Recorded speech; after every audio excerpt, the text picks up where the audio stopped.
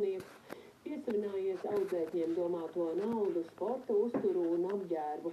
Savukārt viņa tēvs Aigars Aglinieks, kurš tolaik strādāja par skolas direktoru pienākumu izpildītāju, palīdzēja slēpt notikušo. За Аглинексов. Отец и сын сейчас работают и там, и в Юрмале руководит Аглинекс. В Юрмале работают еще, может быть, где-то, а на самом деле осуждены.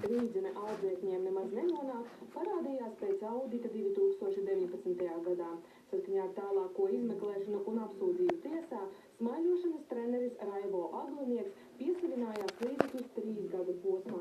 Epizodu ir daudz. Piemēram, 2018. gadā viņš savā bankas kontā saņēma 1500 eiro no Rīgas domes. Tā bija dienas nauda 5 audzēkņiem par piedalīšanos mācību. Вот когда они работали оба в Риге, в Ридзене, этот директор был отец Айгарс. Присваивали средства, ну, в общем, жульничали.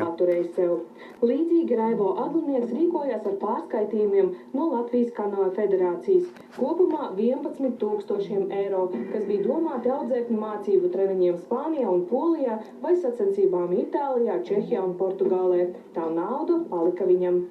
Bet kā jums šķiet, kā tas tomēr ir sanācis, ka 2 gadus sanāca, ka tika zakti līdzekļi bērniem?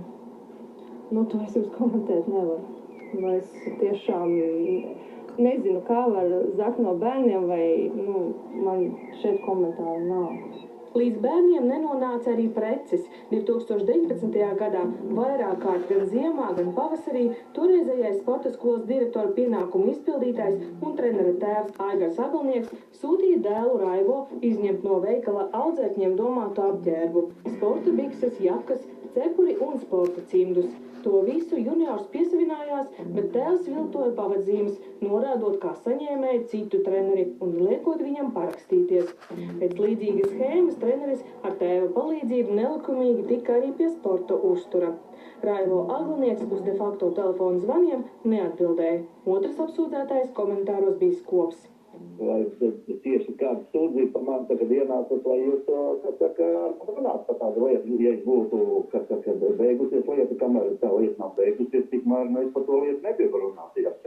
Pirmās instances tiesa apsūdzēto vainu pierādīja 2023. gada rudenī, nosakot kā sodu tikai sabiedriskos darbus. Pērn decembrī Rīgas apgabaltiesa piesprieda klāt arī naudas sodus un liegumu Aigaram Agliniekam ieņemt vadošus amatus.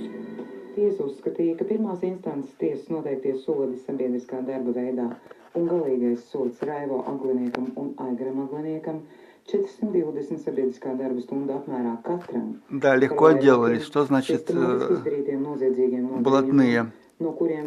Своя мафия помогла. Но Айгара... Es zinu to, ka no 4. ir tā, kad ir skaidrs notiešākais spriedums, un mans viedoklis ir, protams... Bet de facto ēterā pēc 2 nedēļām. Да, конечно, эту школу уже давно в Юрмале надо закрыть, реорганизовать, но и, наверное, за это возьмутся соответствующие органы.